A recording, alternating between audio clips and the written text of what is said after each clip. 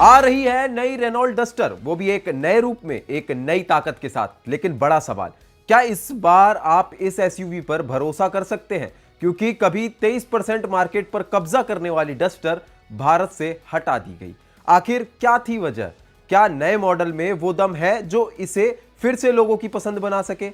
आज की इस रिपोर्ट में हम जानेंगे नई डस्टर कब आ रही है, क्या क्या बदल गया है, और सबसे बड़ा सवाल, क्या डस्टर की वापसी कोई गेम चेंजर साबित होगी या नहीं। नमस्कार दोस्तों, मेरा नाम है पार्थ और आप देख रहे हैं स्टेट मिरर का खास programme auto mirror.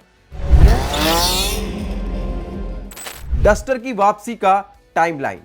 Renault duster Bharat की वो एसयूवी जिसने लोगों को पहली बार असली एसयूवी का एहसास कराया था, और अब 60 दिनों बाद यानी 26 जनवरी 2026 को यह एसयूवी भारत की सड़कों पर अपनी शानदार वापसी करने वाली है। नई जनरेशन, नया प्लेटफॉर्म, नए फीचर और नए इरादे के साथ। नया प्लेटफॉर्म, नया लुक।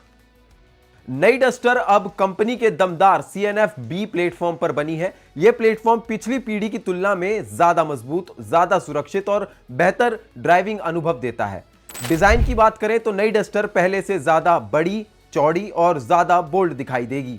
एसयूवी का टफ लुक बरकरार है, लेकिन यह अब पहले से ज्यादा मॉडर्न और मस्कुलर नजर आएगी। इंटीरियर और फीचर्स। इंटीरियर में इस बार कम नहीं, सबसे बड़ा बदलाव एक बड़ा floating touch screen infotainment system. इसके अलावा आने वाले भारतीय मॉडल में मिलने की उम्मीद है एडास 360 डिग्री कैमरा, बड़ा केबिन और बड़ा बूट स्पेस। कुल मिलाकर डस्टर अब सिर्फ सिंपल एसयूवी नहीं, फीचर पैक्ड एसयूवी बनकर लौट रही है। इंजन और पावर। इस बार डस्टर में भारत के हिसाब से तैयार किया गया 1.2 litre mild hybrid power train आएगा। यह करीब 128 bhp की पावर देगा, यानी शक्तिशाली भी और किफायती भी। अंतर्राष्ट्रीय मॉडल में पूरा हाइब्रिड सिस्टम मौजूद है, लेकिन भारत में फिलहाल इसकी संभावना कम है। क्यों बंद हुई थी डस्टर 2012 और 2022? अब आते हैं उस सच्चाई पर, क्यों भारत में कभी राज करने वाली डस्टर को 2022 में बंद करना पड़ा।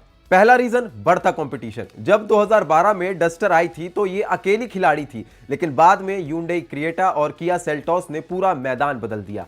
फीचर, डिजाइन और प्रीमियम टच के मामले में डस्टर पीछे रह गई। अब दूसरा सबसे बड़ा रीजन, अपडेट्स की कमी। सबसे बड़ी गलती, भारत में एक ही जनरेशन लगभग 10 साल तक बेचना। दुनिया में सेकंड जनरेशन मॉडल 2017 में आ ही चुका था, लेकिन भारत में अपडेट ही नहीं मिला। तीसरा, गिरती बिक्री।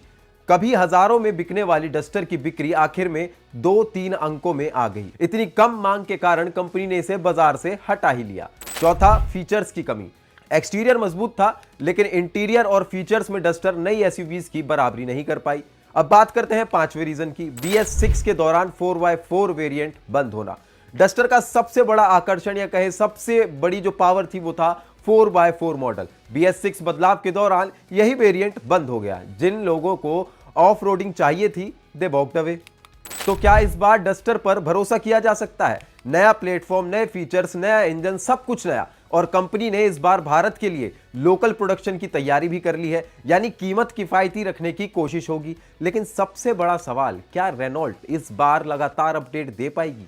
क्योंकि एसयूवी मार्केट में पहले से कई ज्यादा कॉम्पिटिशंस मौजूद है। तो ये थी रेनॉल्ट डस्टर की पूरी कहानी। कब आ रही है, क्या नया है और क्यों बंद हुई थी?